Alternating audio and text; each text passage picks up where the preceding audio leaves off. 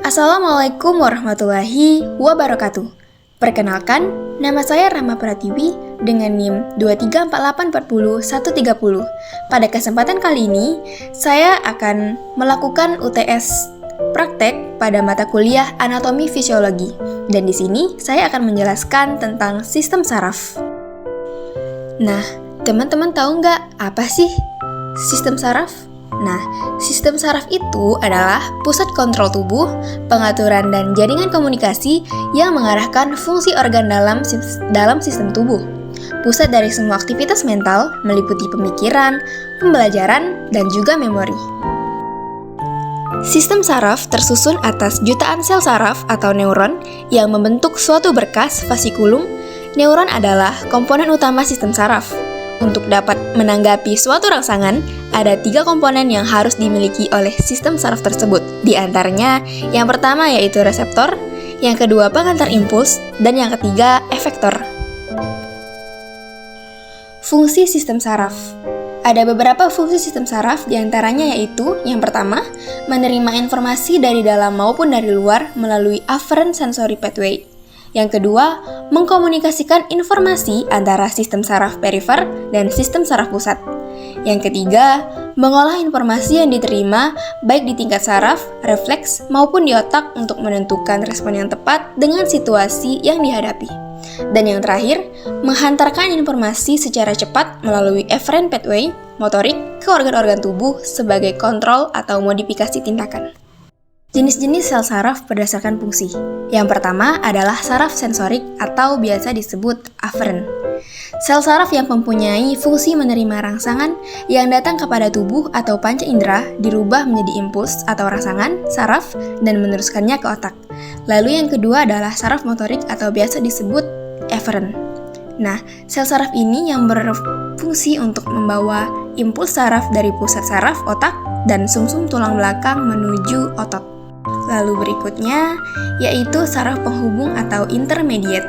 Neuron ini menghubungkan neuron sensorik dan juga neuron motorik atau menyampaikan informasi ke seluruh interneuron lain. Nah, untuk lebih jelasnya lagi, bisa kita lihat dari gambar ini. Terdapat sistem saraf pusat dan juga sistem saraf tepi, yaitu adanya interneuron, neuron afferent, dan neuron efferent. Lalu ada jenis sel saraf berdasarkan struktur. Yang pertama adalah unipolar. Nah, neuron unipolar ini adalah neuron yang memiliki satu buah akson yang bercabang. Neuron unipolar hanya memiliki satu uluran yang timbul dari badan sel. Misalnya, neuron sensorik unipolar yang terdapat pada hewan tingkat rendah. Nah, berikut adalah gambar dari unipolar atau biasa disebut neuron sensori. Selanjutnya yaitu bipolar. Nah, neuron bipolar yaitu neuron yang memiliki satu akson dan satu dendrit. Neuron bipolar ini memiliki 2 aluran yaitu akson dan dendrit. Badan selnya berbentuk lonjong dan ulurannya timbul dari 2 ujung badan sel. Contohnya pada retina, mata, koklea, telinga, dan epitel olfaktori di hidung. Dan berikut adalah gambar dari bipolar atau interneuron. Multipolar. Neuron ini adalah neuron yang memiliki satu akson dan beberapa dendrit. Penyebaran neuron multipolar ini paling banyak terdapat di dalam tubuh dibandingkan dengan neuron unipolar atau bipolar tadi. Contoh neuron multipolar adalah neuron motorik yang keluar dari sumsum tulang belakang. Berikut adalah gambar dari multipolar atau motoneuron. Jenis yang terakhir yaitu piramidal. Sel saraf piramidal yaitu bentuk sel saraf yang memiliki banyak dendrit yang tersebar di bagian sel saraf. Umumnya dalam otak, berperan sebagai interneuron, juga membentuk berkas His atau Purkinje pada nodus sinoatrial jantung. Nah, jadi untuk aktivitas sistem saraf itu dapat kita lihat dari gambar berikut ini. Di mana apabila kita melihat minum, lalu kita melihatnya dengan panca indera kita yaitu dengan mata. Kemudian terdapat rangsangan dibawa oleh neuron sensori ke dalam otak, kemudian diolah dengan neuron, kemudian disalurkan dengan saraf motorik.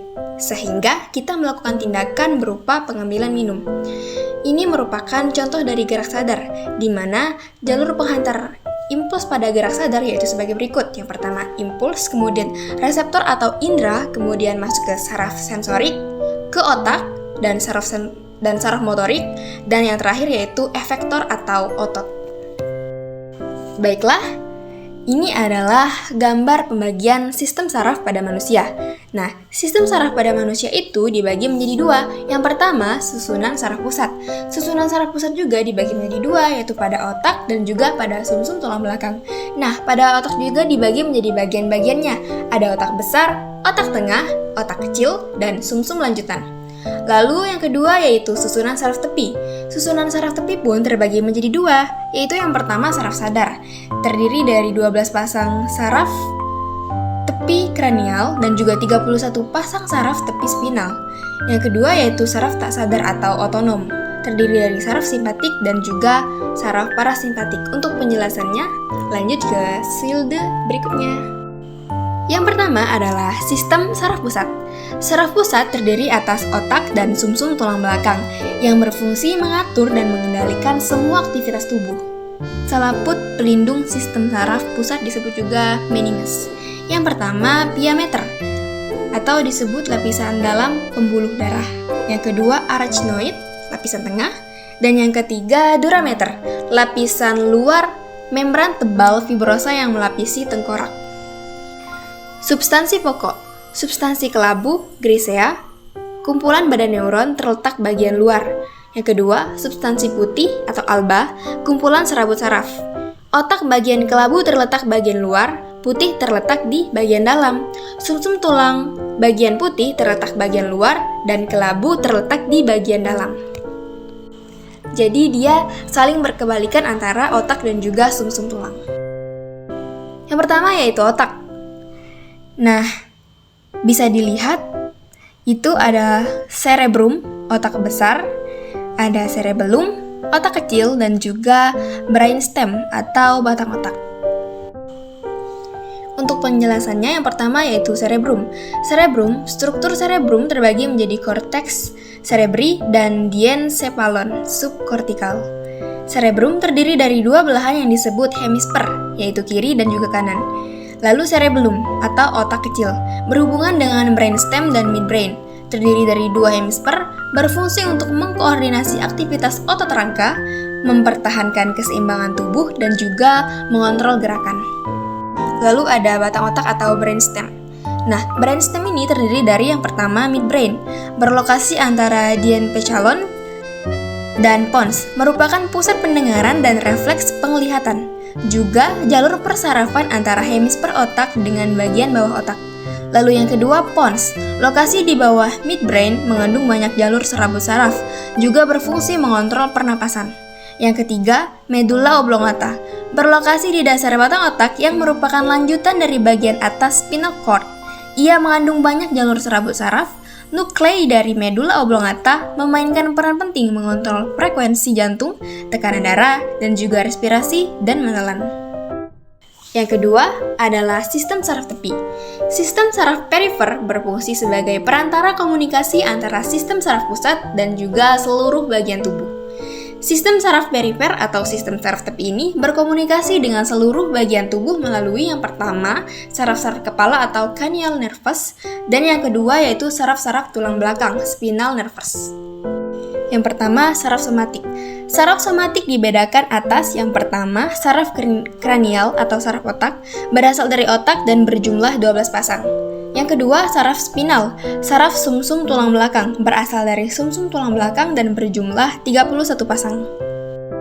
Nah, gambar ini merupakan gambaran dari saraf somatik baik yang ada di otak maupun sumsum tulang belakang, yang nantinya akan mengkoordinasi beberapa organ. Contohnya, sensorik pada mata, nanti dia dikoordinasikan dengan saraf nomor 2, dan lain-lain sebagainya. Kemudian, untuk yang tulang belakang itu dibagi menjadi beberapa bagian.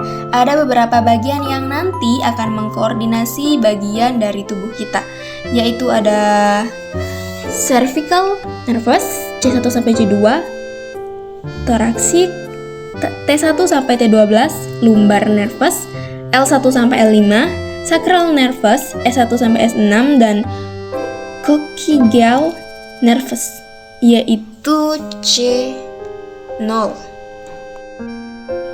Berikutnya adalah autonom. Yang pertama, sistem saraf simpatik. Sistem yang kerja pada umumnya merangsang kerja organ. Contohnya, pengendalian derajat vasokontraksi di kulit, pengendalian kecepatan pengeluaran keringat, pengendalian frekuensi denyut jantung, pengendalian tekanan darah, penghambatan sekresi dan gerakan gastrointestinalis, dan yang terakhir meningkatkan metabolisme sel. Selain saraf simpatik, ada juga sistem saraf parasimpatik, yaitu kebalikan dari sistem simpatik, yang kerja pada umumnya adalah menghambat kerja organ. Contohnya, yang pertama mengendalikan pengfokusan mata dan dilatasi pupil. Yang kedua, mengendalikan sekresi kelenjar ludah, denyut jantung, sekresi lambung, dan juga sekresi pankreas. Berikut adalah gambaran perbedaan antara saraf simpatik dan juga saraf simpatik, di mana salah satu contohnya yaitu pada mata. Di saraf simpatik dia mengalami kontraksi pupil, sedangkan pada saraf simpatik dia mengalami dilatasi pupil. Dan begitu juga pada organ seperti hati, paru-paru, lambung, dan lain sebagainya, dan bisa dilihat pada gambar berikut.